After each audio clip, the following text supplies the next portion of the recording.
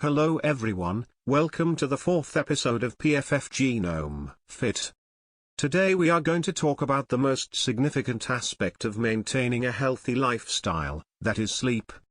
I have come across many fitness aspirants, who ask us, what is the best time to sleep? I usually answer, a lot of it has to do with your circadian rhythm, stress level and work routine. Circadian rhythm, also known as sleep or wake cycle, is 24-hour internal clock, running in the background of your brain and cycles between sleepiness and alertness at regular intervals. You must have observed that you feel active and sleepy at the same time, every day. For adults, fall in activeness happens during peak hours of sleep, from 2 a.m. to 4 a.m. and post-lunch, from 2 p.m. to 3 p.m. However, this does not necessarily apply to everyone, specifically those who are morning people, who wake up early. When you have proper sleep, you would not observe high swings in your circadian rhythms. A part of your brain, specifically, hypothalamus, controls your circadian rhythm. External factors such as light and darkness also impact circadian rhythm. When it is dark, your eyes give signal to the hypothalamus that it's time to feel tired. Your brain in turn gives signal to your body to release melatonin, which makes you feel tired. Most of you are awake during the day, when it is light outside, and asleep when it is dark. This coupling of sleep patterns to levels of light is regulated by sleep hormones called melatonin. Your sleep hormone coordinates secretion of insulin with your sleep-wake cycle. Your gene variants have a larger influence on the relationship between melatonin, sleep and insulin release.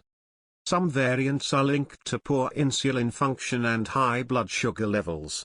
Let us discuss in detail about melatonin. Melatonin is a chemical messenger that is produced during the night and makes you sleepy. It also coordinates the control of other physical functions with your sleep cycle, such as blood pressure, body temperature and metabolism.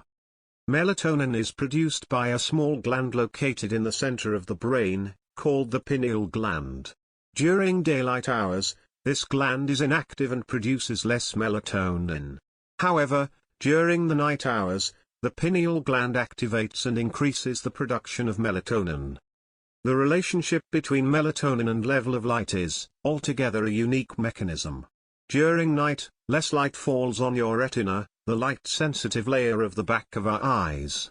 This drop in light level is then signaled to another part of the brain, also known as suprachiasmatic nucleus, SCN. This is found in hypothalamus, which is also known as your body's internal clock and regulates circadian rhythm. During night, SCN stimulated pineal gland to secrete melatonin.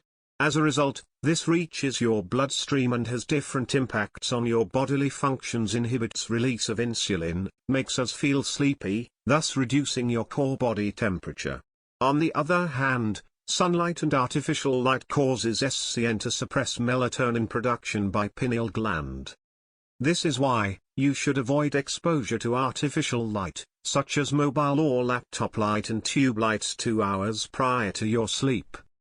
The level of melatonin is high in the bloodstream during night, whereas daylight prevents the sleep hormone production during the morning hours. Insulin is produced by beta cells of pancreas. These beta cells produce a receptor for melatonin, called MT1B melatonin receptor, which is coded by your mTNR.1B gene. When levels of melatonin are high during the night, melatonin binds to MT1 receptor and suppresses secretion of insulin by beta cells of pancreas. Therefore, your circulatory level of insulin falls during night. As you all must be aware, that insulin regulates the movement of glucose from bloodstream to tissues, and leads to fall in level of glucose in the bloodstream. It is important to note that a steady overnight supply of glucose in blood is required by your brain, since it is very active during sleep. However, your brain tissues do not require insulin to take up glucose from the bloodstream for fuel. By inhibiting insulin secretion, melatonin keeps glucose level adequately high, ensuring the brain is well fueled during the night. Now, I'm going to talk about role of genes in insulin secretion.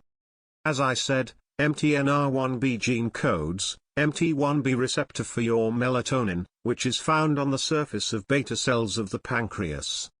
When melatonin binds to this receptor, it inhibits release of insulin in your bloodstream. Different variants of MTNR1B gene influence how many MT1B receptors beta cells produce. One allele variant, G allele, increases the amount of MT1B on the surface of beta cells of pancreas.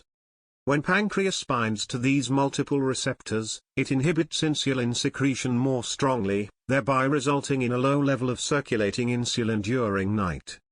This creates an issue when people having G allele in their MTNR1B eat a carb-rich meal in the evening, when insulin secretion is suppressed by melatonin.